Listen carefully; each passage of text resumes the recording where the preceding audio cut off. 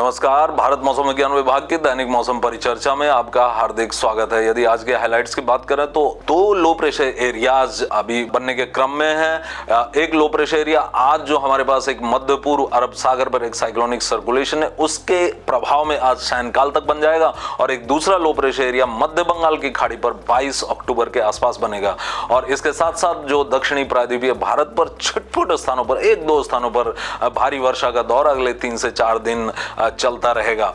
जैसा कि हम देख सकते हैं पिछले 24 घंटे के दौरान जो वर्षा रियलाइज हुई है, जो ऑब्जर्व हुई है, वो वर्षा अति भारी वर्षा चित्रदुर्ग जिले पर हुई है दक्षिण आंतरिक कर्नाटक के, और इसके अलावा भारी वर्षा कुछ एक स्थानों पर उत्तरी आंतरिक कर्नाटक के रायचूर जिले पर, तटीय कर्नाटक के उत्तर कन्नड़ जिले पर, रायलसीमा के वायएसआर जिले और श्री सत्यसाई जिले और अनंतपुरम जिले पर, और तमिलनाडु के तिरुवन्नामलई जिले पर भारी वर्षा 7 से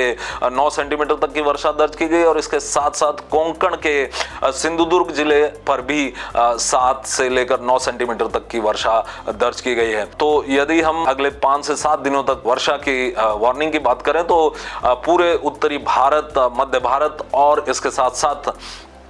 पूर्वी भारत और पूर्वोत्तर भारत और पश्चिमी भारत पर प्रायः किसी तरह की वार्निंग, यहाँ पर हमें रेनफॉल की वार्निंग नहीं दिखाई दे रही है। हालांकि छिटपुट स्थानों पर थंडरस्टॉर्म एक्टिविटी मध्य प्रदेश और छत्तीसगढ़ पर अगले 2 दिन तक चलते रहने की संभावना है। और इसके साथ साथ पूरे प्रायद्वीपीय भारत पर छिटपुट स्थानों पर थंडरस्टॉर्म एक्टिविटी मध्यम तीव्रता, अत्यंत कम से मध्यम तीव्रता की थंडरस्टॉर्म एक्टिविटी होती रहेगी। और इसके साथ साथ छिटपुट स्थानों पर भारी वर्षा 1-2 स्थानों पर तमिलनाडु, दक्षिण आंतरिक कर्नाटक और रायलसीमा पर आज, और उसके पश्चात तमिलनाडु और दक्षिण आंतरिक कर्नाटक पर 20 तारीख को, और साथ ही साथ उत्तरी आंतरिक कर्नाटक पर, और 21 तारीख को जो यहां पर हमें छिटपुट स्थानों पर भारी वर्षा की संभावना दिखाई दे रही है वो तमिलनाडु, दक्षिणी आंतरिक कर्नाटक और उत्तरी आंतरिक कर्नाटक पर दिखाई दे रही है। और इसके पश्चात जैसा कि हमने अभी देखा कि एक चक्रीय परिसंचरण जो कि हमारे पास मध्य पूर्व अरब सागर पर है, जो कि कल के जो डिप्रेशन जिसने की लैंडफॉल किया था उत्तरी तमिलनाडु और दक्षिणी तटीय आंध्र प्रदेश पर, उस डिप्रेशन का ही जो रेमिनेंट है, उसका एक अवशेष है जो कि आज हमें अरब सागर पर अवतरित होता हुआ दिखाई दे रहा है। इस चक्रीय परिसंचरण के प्रभाव में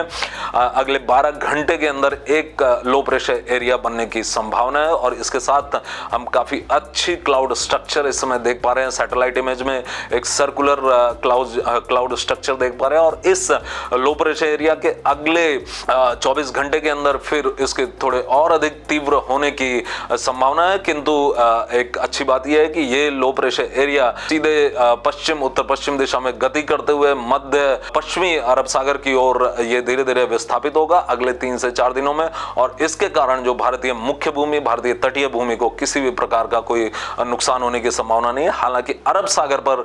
इसके कारण जैसा कि हम देख सकते हैं कि अगले 3 से 4 दिन तक हमें यहाँ पर स्क्वाली वेदर दिखाई देगा। मध्य पूर्व अरब सागर और उससे संलग्न महाराष्ट्र और कर्नाटक और केरल तट पर आज और कल हमें स्क्वाली वेदर, और उसके साथ साथ हमें जो तेज हवाएं 35 से 45 किलोमीटर प्रति घंटे, गस्टिंग टू 55 किलोमीटर प्रति घंटे की हवाएं अगले 3 दिन तक चलती रहेंगी। और 21 तारीख को भी हमें मध्य पूर्व अरब सागर और उससे संलग्न उत्तर पश्चिम, उत्तर पूर्व अरब सागर और पश्चिम मध्य अरब सागर पर हमें इस तरह के स्क्वाली वेदर दिखाई देगी। और इसके अलावा एक संभावना हमें जो दिखाई दे रही है वो एक चक्रीय परिसंचरण के उत्तरी अंडमान सागर पर 20 तारीख को दिखाई दे रही है, जिसके प्रभाव में हमें एक लो प्रेशर एरिया बनने की उम्मीद दिखाई दे रही है 22 तारीख को, जो कि पूर्व मध्य अरब सागर पर, पूर्व मध्य बंगाल की खाड़ी पर बनने की संभावना है। और इस लो प्रेशर एरिया के पश्चिम उत्तर पश्चिम दिशा में गति करते हुए एक डिप्रेशन में बदलने की संभावना 24 अक्टूबर तक दिखाई दे रही है। तो इसके प्रभाव में जैसा कि हम देख सकते हैं कि 23 अक्टूबर को हमें गंगेय पश्चिमी बंगाल और उड़ीसा पर हमें छिटपुट स्थानों पर भारी वर्षा और साथ ही साथ 30 से 40 किलोमीटर प्रति घंटे की तटीय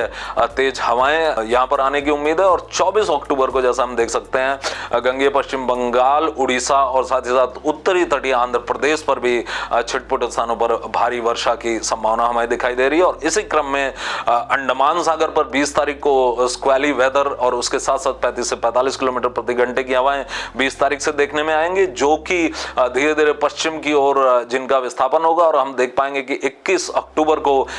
पूर्व मध्य बंगाल की खाड़ी और उससे संलग्न दक्षिण पूर्व बंगाल की खाड़ी पर भी स्क्वेली वेदर का फैलाव हो रहा है। और 22 अक्टूबर को जैसा कि हम देख सकते हैं कि पूरे मध्य बंगाल की खाड़ी और उससे संलग्न जो दक्षिणी बंगाल की खाड़ी है वहां पर भी स्क्वेली वेदर और उसके साथ में तेज हवाएं 35 से 45 किलोमीटर प्रति घंटे, गस्टिंग टू 55 किलोमीटर प्रति घंटे की हवाएं देखने में आएंगी। अतएव सभी मछुआरों से, फिशरमैन फ्रेटर्निटी से यह आग्रह किया जाता है कि वो इन क्षेत्रों में, अरब सागर और पश्चिम और बंगाल की खाड़ी के इन क्षेत्रों में इन बताई गई तिथियों के दौरान वहां पर प्रवेश से पूरी तरह बचें और भारत मौसम विज्ञान विभाग द्वारा दी गई चेतावनी का अक्षरशः पालन करें। धन्यवाद, नमस्कार।